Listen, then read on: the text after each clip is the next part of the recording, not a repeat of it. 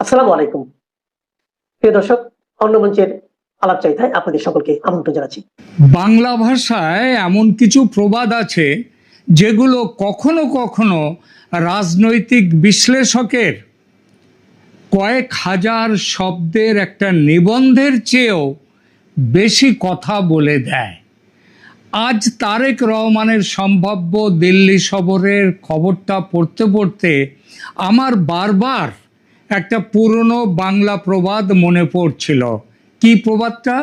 সেই তো মল খসালি, তবে কেন লোক হাসালি। কি আশ্চর্য বলুন তো!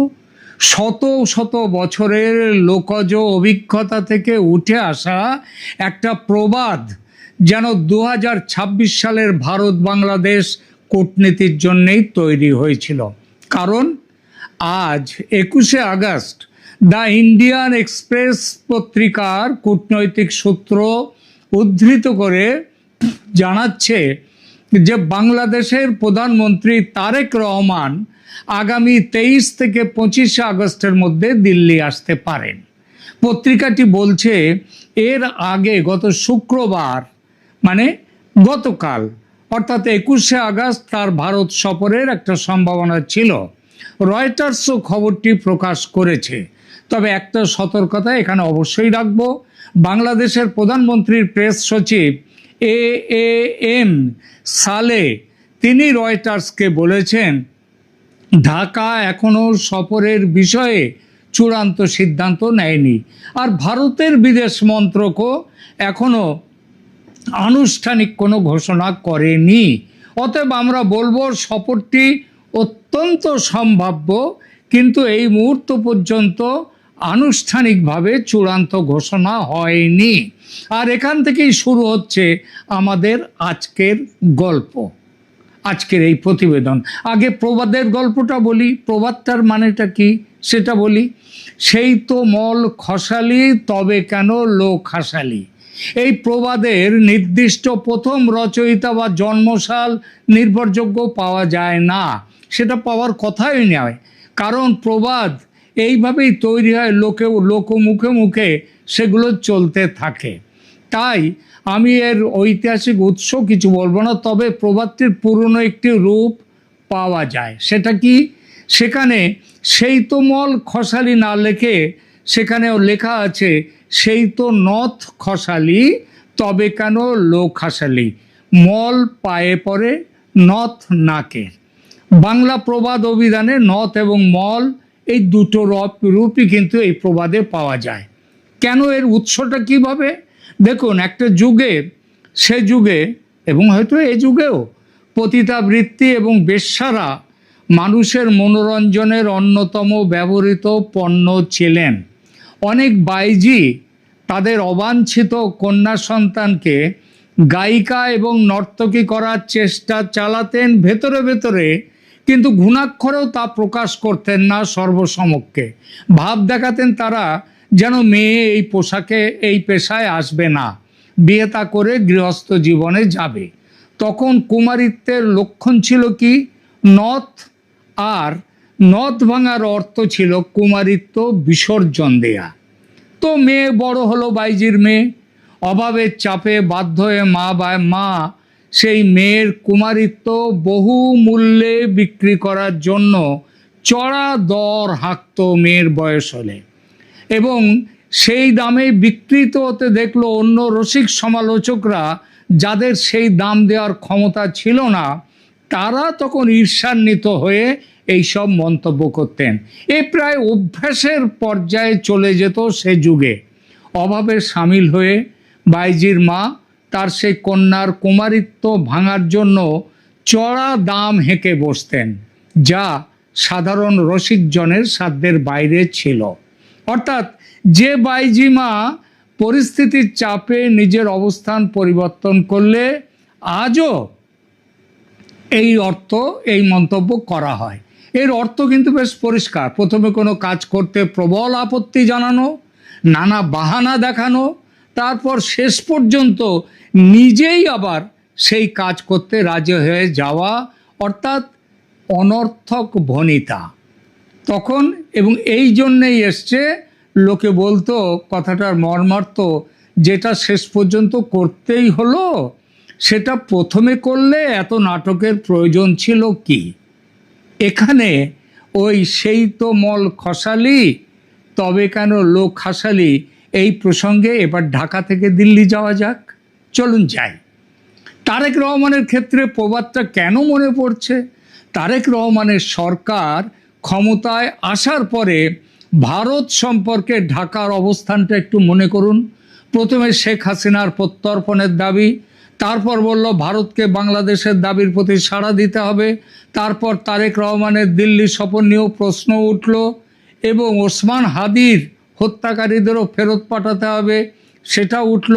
মাত্র 5 দিন আগে 16ই আগস্ট রয়টার্স বাংলাদেশের পররাষ্ট্র মন্ত্রণালয়ের মুখপাত্রকে উদ্ধৃত করে জানিয়েছিল যে তারেক রহমানের ভারত সফরের আগে দরকার একটা মোর ফেভারেবল ডিপ্লোম্যাটিক এনভায়রনমেন্ট, অর্থাৎ আরও অনুকূল কূটনৈতিক পরিবেশ।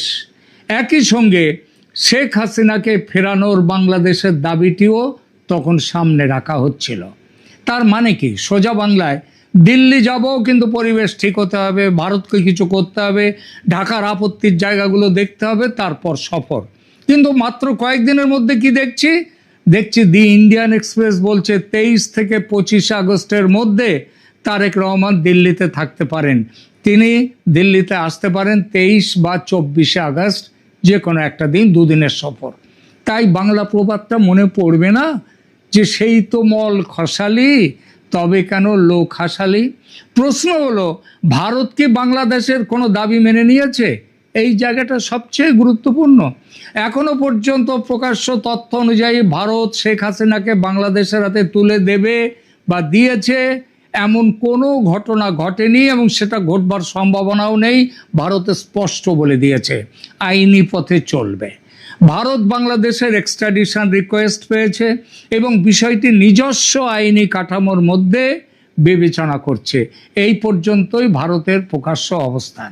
অথচ ঢাকা বলছিল কি, শেখ হাসিনার বিষয়টি ভারত বাংলাদেশের সম্পর্কের প্রধান সমস্যা। তাহলে যদি তারেক রহমান সত্যিই 23 থেকে 25 আগস্ট দিল্লিতে আসেন, এবং বললাম আবার এই সম্ভাবনা মোটামুটি ধরে নিন পাকা, তাহলে স্বাভাবিকভাবেই প্রশ্ন ওঠে যে ফেভারেবল ডিপ্লোম্যাটিক এনভায়রনমেন্ট বা অনুকূল পরিবেশের কথা বলা হচ্ছিল সেটা তো তৈরি হয়নি। ভারত তাহলে কি এমন করলো গত কয়েকদিনে? শেখ হাসিনাকে ফেরত দিল না? ঢাকার দাবি মেনে নিল না? তাহলে বদলানো যে এই যে বাংলাদেশের স্টান্স চেঞ্জ হয়ে গেল, সেটা কেন? এই প্রশ্নটাই আজ সবচেয়ে গুরুত্বপূর্ণ। আন্তর্জাতিক রাজনীতিতে অবশ্যই ইউটার্ন কোনো অপরাধ নয়, অনেক দেশই করে। এখানে একটা কথা খুব পরিষ্কার করে বলা দরকার, কূটনীতিতে অবস্থান পরিবর্তন করা কোনো পাপ নয়, বরং রাষ্ট্র পরিচালনায় অনেক সময় সেটাই হলো বুদ্ধিমানের কাজ। দেশের স্বার্থে গতকালের অবস্থান আজ বদলাতে হয়, শত্রুর সঙ্গে কথা বলতে হয়, প্রতিপক্ষের সঙ্গে বসতে হয়, নিজের ঘোষিত অবস্থান থেকে সরে আসতে হয়।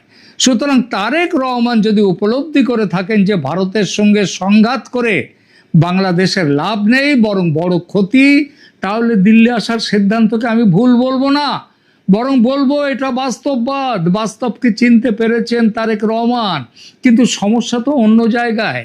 যে বাস্তবতাটা আজকে বুঝলেন সেটা 3 মাস আগে কেন বুঝতে পারেননি? বাংলাদেশের সামনে ভারত কোনো ঐচ্ছিক প্রতিবেশী, মানে ইচ্ছা থাকলেই একে প্রতিবেশী রাখবো, না থাকলে রাখবো না, এমন কোনো ব্যাপার নেই। বাংলাদেশ চাইলে ব্রিটেনের সঙ্গে সম্পর্ক কমাতে পারে, ফ্রান্সের সঙ্গে দূরত্ব বাড়াতে পারে, আমেরিকার সঙ্গে কয়েক মাস ঠান্ডা সম্পর্ক রাখতে পারে, কিন্তু ভারতকে তো মানচিত্র থেকে সরানো যাবে না। বাংলাদেশের প্রায় 3 দিক ঘিরে ভারত। নিরাপত্তা থেকে সীমান্ত, নদীর জল থেকে বিদ্যুৎ, বাণিজ্য থেকে যোগাযোগ, চিকিৎসা থেকে ট্রানজিট, প্রত্যেকটা ক্ষেত্রে 2 দেশের সম্পর্কের বাস্তব গুরুত্ব রয়েছে। তার উপর বর্তমানে 2 দেশের মধ্যে সম্পর্ক স্বাভাবিক করার জন্য কূটনৈতিক আলোচনা চলছে। রয়টার্সও আজ এই একই কথা জানিয়েছে। অতএব বাংলাদেশের যে সরকারি ক্ষমতায় থাকুক, আওয়ামী লীগ, বিএনপি বা অন্য যে কেউ, একটি সত্য কিন্তু বদলাবে না। সত্যিটা কি? দিল্লির সঙ্গে কথা বলতেই হবে। প্রশ্ন হলো কখন কথা বলবো? সম্পর্ক নষ্ট করার আগে নাকি সম্পর্ক নষ্ট করার পরে? আর এখানেই এই প্রবাদের দ্বিতীয় স্তর, সেই তো মল খসালি, এই অংশটার অর্থ তাহলে শেষ পর্যন্ত কাজটা করেছে। কিন্তু আমার কাছে আরো গুরুত্বপূর্ণ দ্বিতীয় অংশ, তবে কেন লোক হাসালি। এই লোক হাসানোটাই রাজনীতিতে ক্রেডিবিলিটি কস্ট। আপনি যদি বলেন এই শর্ত না মানলে যাব না, তারপর শর্ত মানা হলো না, তবু আপনি যাচ্ছেন, তাহলে প্রতিপক্ষ বুঝে যায় আপনার রেড লাইন আসলে রেড লাইন নয়। আপনি যে বললেন যাব না, সেটা নয়। আপনি যদি বলেন আগে পরিবেশ তৈরি হোক, তারপর পরিবেশের দৃশ্যমান পরিবর্তন ছাড়াই যদি আপনি আলোচনায় বসেন, তাহলে পরের বার আপনার হুঁশিয়ারির দর কষাকষির দাম কমে যায়। কূটনীতিতে এটাকেই বলা হয় ক্রেডিবিলিটি প্রবলেম। তাই আমার আপত্তি তারেক রহমান দিল্লি এলে নয়। আমার প্রশ্ন, দিল্লি যখন শেষ পর্যন্ত আসতেই হচ্ছে, তখন দিল্লি সফরকে এতদিন প্রেস্টিজ ইস্যু বানানো হয়েছিল কেন? এবার ভারতের দিকটা দেখুন, দিল্লি কী করেছে? প্রকাশ্যে বেশি কথা কিচ্ছু বলেনি, ঢাকার সঙ্গে যোগাযোগ রেখেছে। দীনেশ ত্রিবেদী বারবার বলেছেন তারেক রহমানকে স্বাগত জানাবার জন্য ভারত অপেক্ষা করেছে, তাকে সর্বোচ্চ সম্মান দেয়া হবে। কিন্তু শেখ হাসিনার প্রত্যর্পণের প্রশ্নে তাৎক্ষণিকভাবে বাংলাদেশের দাবি ভারত মেনে নেয়নি। ওসমান হাদির হত্যাকারীদের দাবিও ফেরত দেওয়ার দাবিও ভারত মানেনি। আবার বাংলাদেশের সঙ্গে সম্পর্কের দরজাও বন্ধ করেনি। আর এটাই হলো কূটনীতির পুরনো খেলা। দরজা খোলা রাখো, কিন্তু দরজার চাবি অন্যের হাতে দিও না। এখন যদি তারেক রহমান দিল্লি আসেন, এবং আসবেন আমি বলে দিলাম, তাহলে মোদী সরকারের জন্য এটা গুরুত্বপূর্ণ ডিপ্লোম্যাটিক ওপেনিং। কারণ ভারতও বাংলাদেশে অস্থিরতা চায় না। বাংলাদেশ ভারতের অত্যন্ত গুরুত্বপূর্ণ প্রতিবেশী। সুতরাং দিল্লির স্বার্থ হলো ঢাকার সঙ্গে ওয়ার্কিং রিলেশনশিপ তৈরি করা। কিন্তু এই সফরের সাইকোলজিক্যাল অ্যাডভান্টেজ, মানে মানসিক যে অ্যাডভান্টেজ, সুবিধা, সেটা কার দিকে থাকবে? নিঃসন্দেহে দিল্লির দিকে। কারণ ভারতকে ঢাকায় যেতে হয়নি, ঢাকাকেই দিল্লির সঙ্গে আলোচনার প্রয়োজনীয়তা স্বীকার করতে হচ্ছে।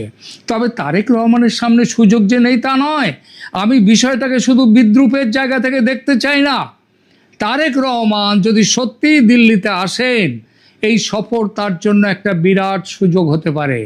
তিনি এসে যদি বলেন পুরনো ঝগড়া থাকুক ইতিহাসে, শেখ হাসিনা নিয়ে আমাদের মতপার্থক্য আছে, সীমান্ত নিয়ে সমস্যা আছে, জল নিয়ে সমস্যা আছে, বাণিজ্য নিয়ে সমস্যা আছে, কিন্তু ভারত এবং বাংলাদেশকে পাশাপাশি থাকতেই হবে, তাহলে সেটা হবে স্টেটসম্যানশিপ। অর্থাৎ ইউটার্নকে তিনি চাইলে পলিসি কারেকশনে পরিণত করতে পারেন, তিনি নীতিটাকে তিনি পাল্টে নিতে পারেন। কিন্তু তার জন্য দিল্লিতে এসে শুধু দাবি জানালো হবে না, কি দিতে প্রস্তুত বাংলাদেশ সেটা বলতে হবে। ভারতের নিরাপত্তা উদ্বেগ কিভাবে দূর করবেন, ভারত বিরোধী শক্তিকে বাংলাদেশের মাটি ব্যবহার করতে দেয়া হবে না, এই নিশ্চয়তা দিতে হবে। সংখ্যালঘু নিরাপত্তা নিয়ে দিল্লির উদ্বেগের জবাব দিতে হবে। চীন ও পাকিস্তানের সঙ্গে বাংলাদেশের সম্পর্ক ভারতের নিরাপত্তার জন্যে থ্রেট হয়ে উঠবে না, মানে ভয় হয়ে উঠবে না, তার নিশ্চয়তা কোথায় সেটা দিতে হবে। এই প্রশ্নগুলোর উত্তর নিয়েই আসল আলোচনা। সবচেয়ে বড় শিক্ষাটা কি জানেন বন্ধুরা? রাষ্ট্রনীতি, কূটনীতি আবেগে চলে না, ফেসবুক পোস্টে চলে না, মঞ্চে বক্তৃতা দিয়ে চলে না। রাষ্ট্রনীতি, কূটনীতি চলে জিওগ্রাফি, ইকোনমি এবং ন্যাশনাল ইন্টারেস্ট দিয়ে। আর জিওগ্রাফির একটা নিষ্ঠুর বৈশিষ্ট্য আছে, আপনি সরকার বদলাতে পারেন, নীতি বদলাতে পারেন, বন্ধু বদলাতে পারেন, প্রতিবেশী বদলাতে পারেন না। তারেক রহমান এখন সেই বাস্তবতাটা সম্ভবত বুঝতে পেরেছেন। ভারতেরও বাংলাদেশকে প্রয়োজন, বাংলাদেশেরও ভারতকে প্রয়োজন। তফাৎ শুধু লিভারেজ কে কোন দিকে টান দেবে। আর সেই টান দেয়াটা বুঝতে ভুল করলে শেষ পর্যন্ত আবার আলোচনার টেবিলেই ফিরতে হয়। আর তারেক রহমান সেটা বুঝেই দিল্লি আসার কথা ভাবছেন। শেষ কথা তাহলে কি? 23 থেকে 25 আগস্ট তারেক রহমান দিল্লি আসছেন কিনা সরকারি ঘোষণার জন্য আমরা অপেক্ষা করব। তবু বলবো ঠিক হয়ে গেছে, চূড়ান্ত হয়ে গেছে। আমার কথা নয়, রয়টার্স বলছে, ইন্ডিয়ান এক্সপ্রেস বলছে। কারণ জার্নালিজমের নিয়মে সম্ভাবনাকে কনফার্মেশন বলা উচিত নয়, কিন্তু রাজনৈতিক ছবিটা ইতিমধ্যে যথেষ্ট পরিষ্কার। কয়েকদিন আগেও বলা হচ্ছিল আগে অনুকূল পরিবেশ তৈরি হোক, তারপর ভারত সফর। আজ দিল্লির কূটনৈতিক সূত্র বলছে তারেক রহমানের ভারত সফর হবে আগামী কয়েকদিনের মধ্যে। সত্যি এই সফরটা যখন হবে তখন আমার প্রশ্ন থাকবে খুব ছোট। ভারত যদি বাংলাদেশের মূল দাবিগুলো মেনে না থাকে তাহলে এইসব শর্ত দিয়ে লাভ কি? এই অভিমান দেখিয়ে লাভ কি বাংলাদেশের? এই যে হুঁশিয়ারি দিচ্ছিল বাংলাদেশ, তারই বা লাভ কি?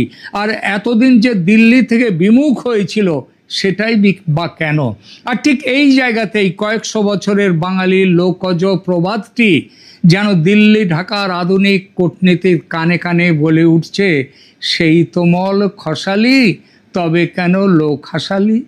কূটনীতির ভাষায় একে বলা যেতে পারে বাস্তবতার কাছে প্রত্যাবর্তন। আর বাংলা সাধারণ মানুষের ভাষায় তার জন্য এত বড় বিশ্লেষণের দরকার নেই, একটা প্রবাদই যথেষ্ট। আর সেই প্রবাদটা হলো, সেই তো মল বা নথ খসালি, তবে কেন লোক হাসালি। কেমন লাগলো আজকের প্রতিবেদন? ভালো লাগলে অবশ্যই লাইক দিন, কমেন্ট করুন, শেয়ার করুন।